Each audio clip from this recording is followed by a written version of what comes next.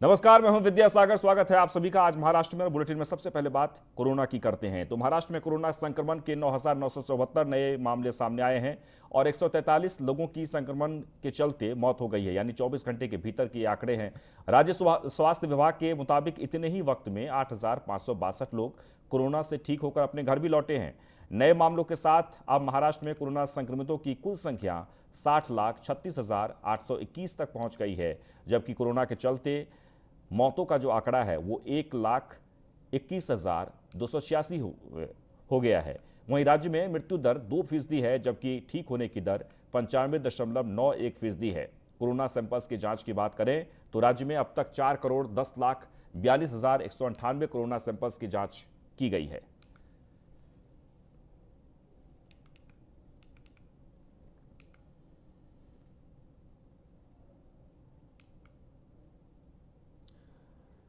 तो महाराष्ट्र में लॉकडाउन की पाबंदियों में सख्ती की गई। नए नियमों के तहत लेवल 1 और 2 वाले जिलों को अब भी 3 लेवल में ला दिया गया है।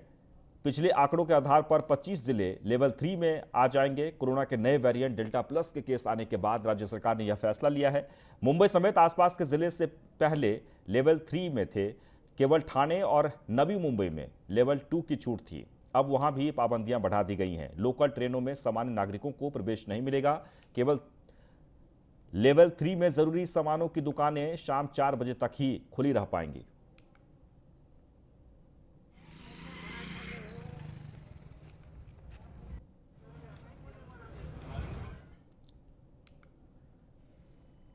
तो मुंबई में कोरोना की तीसरी लहर में बच्चों के ज्यादा संक्रमित होने की आशंका विशेषज्ञों ने जताई है और इस आशंका के चलते बच्चों के इलाज के लिए बीएमसी, फील्ड और अन्य अस्पतालों में पुख्ता इंतजाम कर रही है। कोरोना संक्रमित माताओं से नवजातों के कोरोना की चपेट में आने पर इनका इलाज प्रमुख अस्पतालों में ही करने का निर्णय बीएमसी ने लिया है।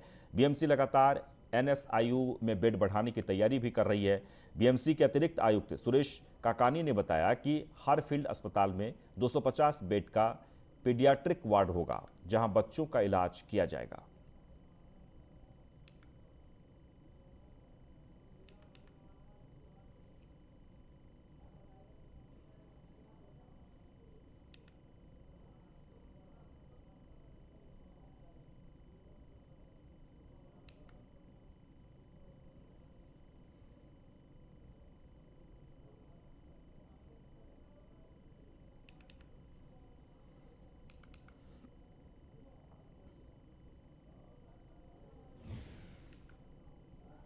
तो अब मुंबई लोकल और पुणे उपनगरीय ट्रेनों में यात्रा के नियम और भी ज्यादा कड़े कर दिए गए हैं। दरअसल पीक आवर में लोकल ट्रेनों में बढ़ती हुई भीड़ और धक्का मुक्की को देखते हुए यह फैसला लिया गया है।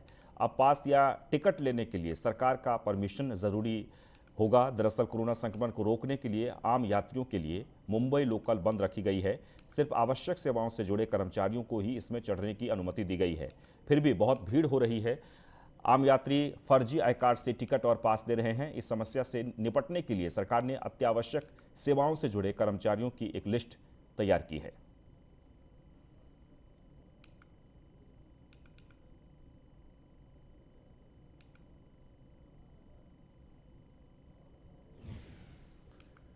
वो भंडारा शहर से सटे ग्राम थाना में कोरोना के नियमों को ताक पर रखकर शादी समारोह करने वाले परिवार पर तहसीलदार ने 10,000 रुपये का जुर्माना लगाया है। शादी समारोह में बड़े पैमाने पर लोगों को बुलाकर भव्य आयोजन किया गया, जहां कोरोना नियमों की जमकर धज्जियां उड़ाई गई। इस बात की जानकारी जैसे ही भंडारा तहसीलदार अक्षय पोयाम को मिली, वैसे ही उन्होंने उस शादी समारोह में पहुंचकर आयोजक पर कार्रवाई की।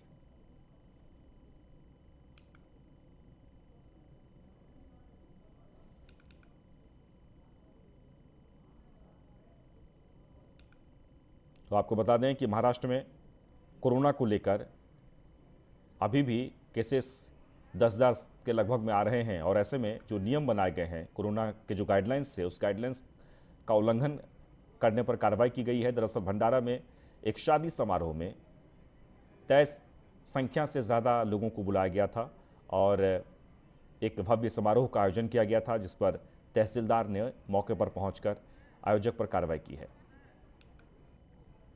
तो तहसीलदार ने 10,000 रुपये का जुर्माना लगाया है। शादी में कोरोना नियमों की धज्जियां उड़ाई गई।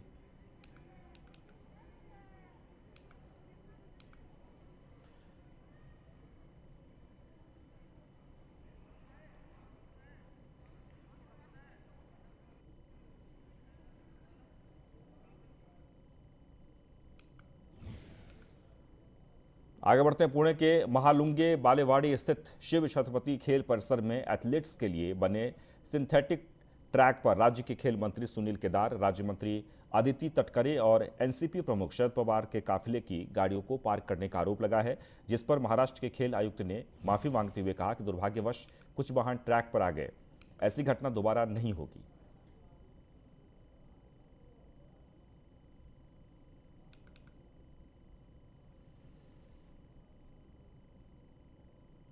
तो एक बार आपको फिर से बता दें कि महाराष्ट्र खेल आयुक्त ने माफी मांगी है। दरअसल मामला ये है,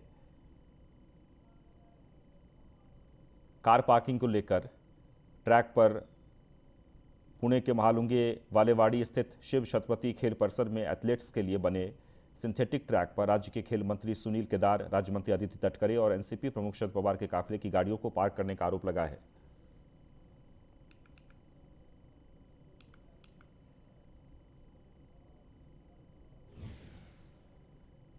वह महाराष्ट्र में ओबीसी आरक्षण को लेकर सियासत नया मोड़ लेती नजर आ रही है। पूर्व मुख्यमंत्री और बीजेपी नेता देवेंद्र फडणवीस ने कहा था कि मैं 3 से 4 महीने में ओबीसी समाज को आरक्षण दिलवाऊंगा, नहीं तो राजनीति से संन्यास ले लूंगा, जिसे लेकर संजय राउत ने कहा कि मैं देवेंद्र फडणवीस को संन्यास नहीं लेने दूंगा। वो एक जुझारू नेता है और उनकी महाराष्ट्र को जरूरत है। तो आपको बता दें कि महाराष्ट्र में ओबीसी आरक्षण को लेकर नेता प्रतिपक्ष देवेंद्र फडणवीस ने कहा था कि अगर मेरे पास सत्ता होगी, सरकार अगर मेरी आएगी, तो मैं 3 से 4 महीने के भीतर ओबीसी आरक्षण दोबारा बहाल करवाऊंगा। ऐसे में संजय राउत ने तंज कसते हुए कहा और उन्होंने ये भी कहा था कि अगर मैं नहीं करा पाऊंगा तो मैं राजनीति से संन्यास ले लूंगा। संजय राउत ने कहा कि मैं देवेंद्र फडणवीस को राजनीति से संन्यास नहीं लेने दूंगा, वो एक जुझारू नेता हैं।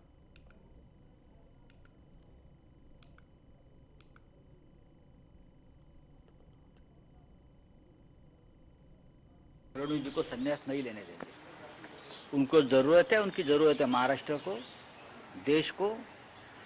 बहुत ही होनहार पॉलिटिकल लीडर है और अगर संन्यास वगैरह लेने के बाद अगर ऐसे नए लोग अब युवा नेता करते हैं तो देश का क्या होगा, महाराष्ट्र का क्या होगा? ऐसा नहीं। देखिए, संन्यास बिन्यास की बात, विरक्त होने की बात, फकीर होने की बात, ये शोभा नहीं देते राजनीतिक लोगों को। फडणवीस जी को संन्यास नहीं। आगे बढ़ते, कोरोना काल में कई परिवारों ने अपने को खोया है। अनेक परिवारों में बच्चों की पालन पोषण करने वाले माँ बाप दुनिया से जुदा हो गए, जिसके बाद बच्चों के पालन पोषण की चिंताएं बढ़ गई थी। लेकिन उमरेड के विधायक राजू पारवे ने उन सभी बच्चों की जिम्मेदारी अपने हाथों में ले ली है, जिसके चलते कल उन्होंने एक बच्ची की शादी का पूरा खर्चा भी उठाया। उन्होंने स्वयं मेहमानों का स्वागत किया, मानो कि उन्हीं के घर में शादी हो रही हो। राजू पारवे को न सिर्फ शादी की जिम्मेदारियों को उन्होंने उठाया है, बल्कि उन्होंने लड़की के मामा बनकर कन्यादान भी किया है।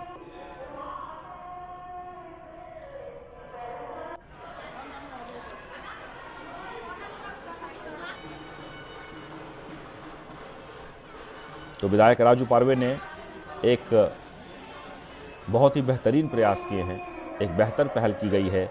कोरोना काल में जिनके माता पिता का देहांत हो गया, ऐसे अनाथ बच्चों को सिर्फ परवरिश ही नहीं बल्कि शादी का भी खर्चा उन्होंने उठाया और कल ही उस लड़की का मामा बनकर कन्यादान भी किया और शादी समारोह यानी शादी के जितने भी खर्च हैं वो सब अपने पॉकेट से खर्च करके और फिर एक लड़की की शादी करके उन्हें अपने घर विदा किया।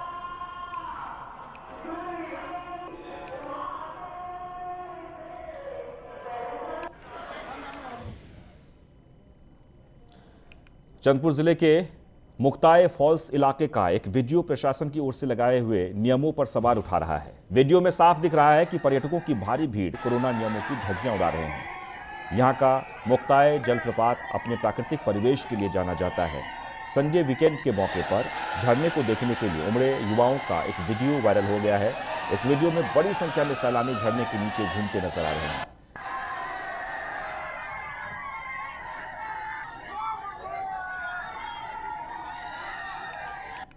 चंद्रपुर की तस्वीर है जहां मुक्ताए फॉल्स में कोरोना नियमों की धज्जियां उड़ाते हुए नजर आए। काफ़ी संख्या में पर्यटक वहां पर पहुंचे और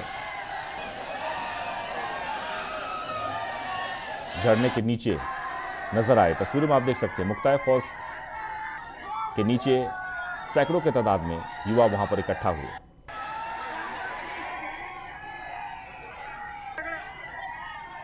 और सबसे महत्वपूर्ण ये कि कोरोना काल में लगातार महाराष्ट्र में कोरोना नियमों को पालन कराने के लिए कोशिशें हो रही है, लेकिन लोग मानने के लिए तैयार नहीं हैं।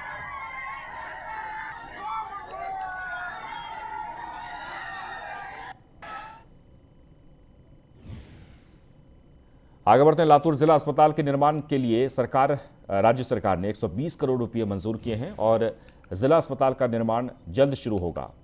कार्डियक क्लब के लिए 12 करोड़ रुपए मंजूर किए गए हैं। जिला सर्जन डॉक्टर लक्ष्मण देशमुख ने कहा कि नांदेड़ रोड पर कृषि विद्यालय के पास एक जिला अस्पताल स्थापित किया जाएगा। कृषि महाविद्यालय से जिला अस्पताल के लिए भूमि खरीदी गई है। ऋण एशियाई विकास बैंक से लिया गया है।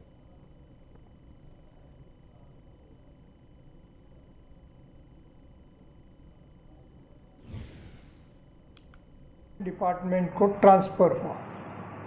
उसके बाद जिला रुग्णालय अभी तक नहीं हुआ था।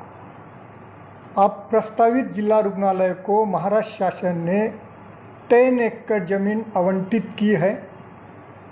ये 10 एकड़ ज़मीन पे अपना ताबा है। और दूसरी बात ये है कि इसको जो कंस्ट्रक्शन कॉस्ट है इसके लिए 120 करोड़ की प्रशासकीय मान्यता दी है। आगे बढ़ते हैं। नागपुर में कन्वेयर बेल्ट के लाइन नदी के तट पर डालने से कन्हान नदी का पानी खराब और दूषित हो रहा है। कन्वेयर बेल्ट पूर्व मुख्यमंत्री देवेंद्र फडणवीस और पूर्व ऊर्जा मंत्री चंद्रशेखर बावकुले का 1200 करोड़ का ड्रीम प्रोजेक्ट है। कन्वेयर बेल्ट को सीधा कन्हान नदी के तट पर डाल दिया गया है, जिसके चलते नदी का पात्र छोटा और नदी खराब हो गई है। इस नदी से पूरे नागपुर को पानी मिलता है।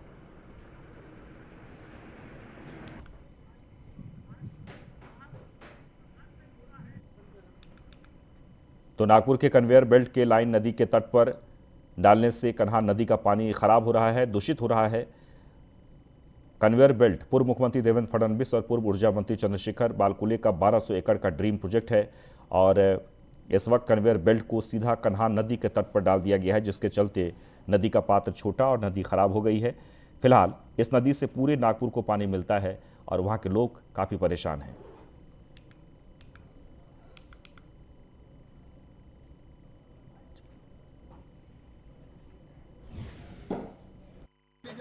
खेती वाले की परमिशन लेके भी वो कर सकते थे, मगर उन्होंने वो न करते हुए वो प्रोजेक्ट को नदी के बीचों बीच ले गए। कल अगर वो नदी अगर दूषित अगर होती है तो उसका सर्वस्व जवाबदार पिछली सरकार रहने वाली है, कौन रहने वाली है? इसकी जो गुजारिश है। लातूर जिले के देवनी तालुका में भारी बारिश से हिसाम नगर से हेलम्ब रोड पर जाने वाले पुल पर दरारें आ गई हैं। इस वजह से वाहन चालकों को परेशानियों का सामना करना पड़ रहा है। स्थानीय लोगों और किसानों के अनुसार पुल तैयार होने के 1 साल बाद ही ढह गया। ठेकेदार ने पानी के लिए रास्ता साफ नहीं किया, जिसके कारण सड़क पर बारिश का पानी भर जाता है। पुल की हालत इतनी खराब है कि अगर इसे अनदेखा किया जाए तो यहाँ एक बड़ी घटना घट सकती है।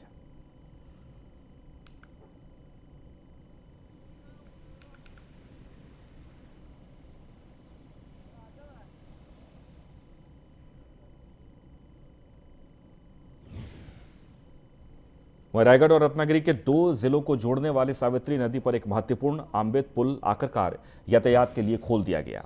रायगढ़ की संरक्षक मंत्री अदिति तटकरे ने लोक निर्माण विभाग की ओर से 11 करोड़ रुपए की लागत से पुनर्निर्मित पुल का उद्घाटन किया। पुल को पिछले साल मरम्मत के लिए यातायात के लिए बंद कर दिया गया था।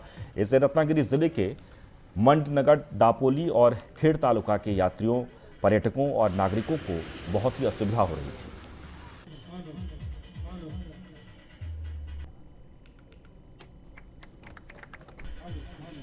तो आपको बता दें कि रायगढ़ और रत्नागिरी के 2 जिलों को जोड़ने वाले सावित्री नदी पर एक महत्वपूर्ण आम्बेत पुल आखिरकार यातायात के लिए खोल दिया गया है। रायगढ़ के संरक्षक मंत्री अदिति तटकरे ने लोक निर्माण विभाग की ओर से 11 करोड़ रुपए की लागत से पुनर्निर्मित पुल का उद्घाटन किया।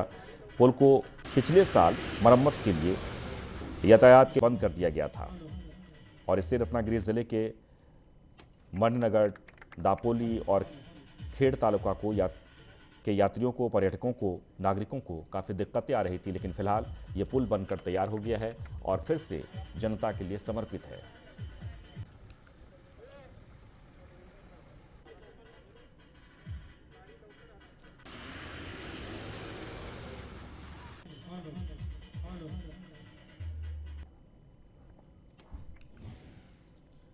वहीं सतारा जिले के पाटन तहसील एक पहाड़ी क्षेत्र के नाम से पहचाना जाता है। अक्सर यहाँ भारी बारिश होती है और आए दिन पुराने पुल पानी में डूब जाते हैं, जिससे जनजीवन रुक जाता है। जिसे देखते हुए सतारा जिला में निर्माण विभाग ने महज 40 दिन में एक पुल का निर्माण किया है। गौरतलब है कि इस पहाड़ी क्षेत्र के लोग लंबे समय से पुल बनाने की मांग कर रहे थे, जो आखिरकार आज निर्धारित समय से पहले पूरी हो गई है। पुल बनने से लोगों में बेहद खुशी है। लोग अधिकारी, सरपंच और ठेकेदार का आभार व्यक्त कर रहे हैं।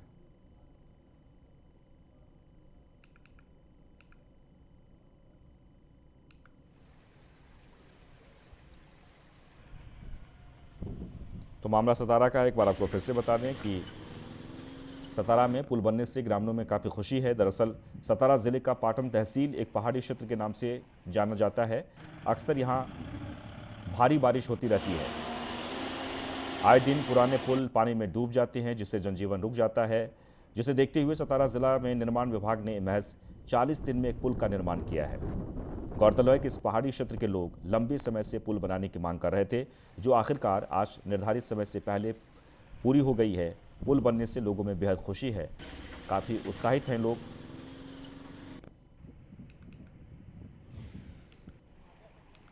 वहीं अहमदनगर के संगमनेर तहसील में एक सहकारी चीनी कारखाने में कार्यरत रमेश देवराव बंसोडे ने 70 से अधिक डिग्री प्राप्त की है। उन्होंने डिग्रियां लॉकडाउन के काल में भी पूरी की। उनके इस कारनामे से उनका नाम गिनीज बुक में रिकॉर्ड दर्ज हुआ है। रमेश बंसोडे ने अब तक छोटे बड़े काम करके कई कोर्स और डिप्लोमा प्राप्त किए हैं। बंसोडे ने कई डिग्री और डिप्लोमा हासिल करने के लिए दिन रात कड़ी मेहनत की है।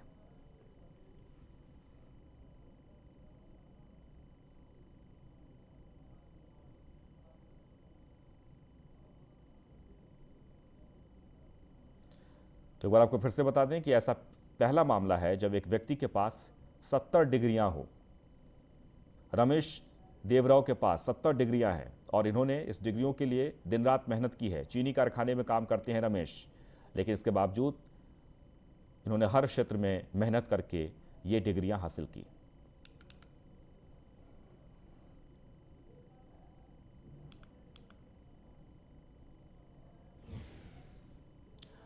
चलिए आगे बढ़ते हैं। रायगढ़ के माथेरान और फोर्ट क्षेत्र में कोरोना के मामलों में कमी आई है, इसलिए जिला कलेक्टर निधि चौधरी ने कोरोना के नियमों का पालन करते हुए पर्यटकों के लिए रायगढ़ किला और माथेरान 2 स्थान खोल दिए हैं। कलेक्टर ने नोटिफिकेशन जारी कर दिया है, इसलिए पर्यटकों के लिए यह एक अच्छी खबर सामने आई है।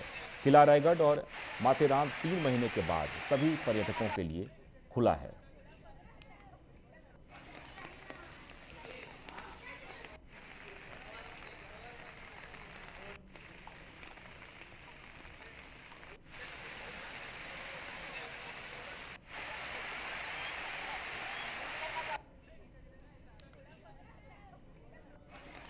एक बार आपको फिर से बता दें कि पर्यटकों के लिए खुशखबरी है। रायगढ़ के माथेरान और फोर्ट क्षेत्र में कोरोना के मामलों में कमी आई है, इसलिए जिला कलेक्टर निधि चौधरी ने कोरोना के नियमों का पालन करते हुए पर्यटकों के लिए रायगढ़ किला और माथेरान 2 स्थान को फिलहाल खोल दिया है, जिससे पर्यटकों के चेहरे पर काफ़ी खुशी है। तस्वीरों में आप देख सकते हैं।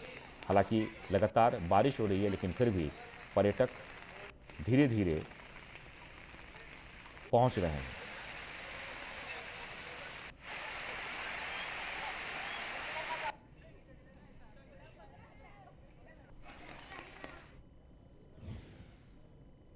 आगे बढ़ते कोरोना संक्रमण के कारण लगाए गए लॉकडाउन के कारण चंद्रपुर जिले में स्थित तड़ोबा डार्क टाइगर रिजर्व कई महीनों से पर्यटकों के लिए बंद था, लेकिन आज कोरोना संक्रमण कम होने के बाद लगभग 3 महीने बाद तड़ोबा टाइगर रिजर्व को लॉन्च किया जा रहा है, जहां पर्यटक अब मानसून सफारी का आनंद ले सकेंगे।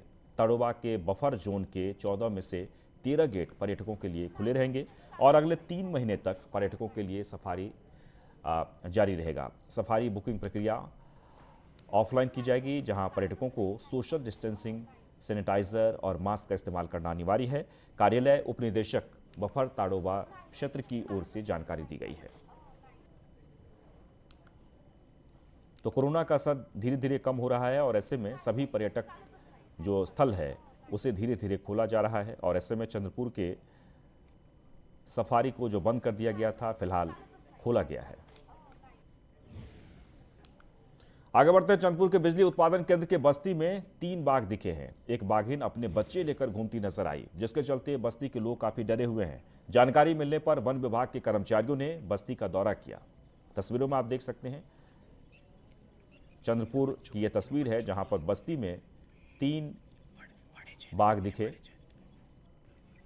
फिलहाल वन विभाग को इसकी सूचना दी गई है। ग्रामीणों में काफी दहशत का माहौल है।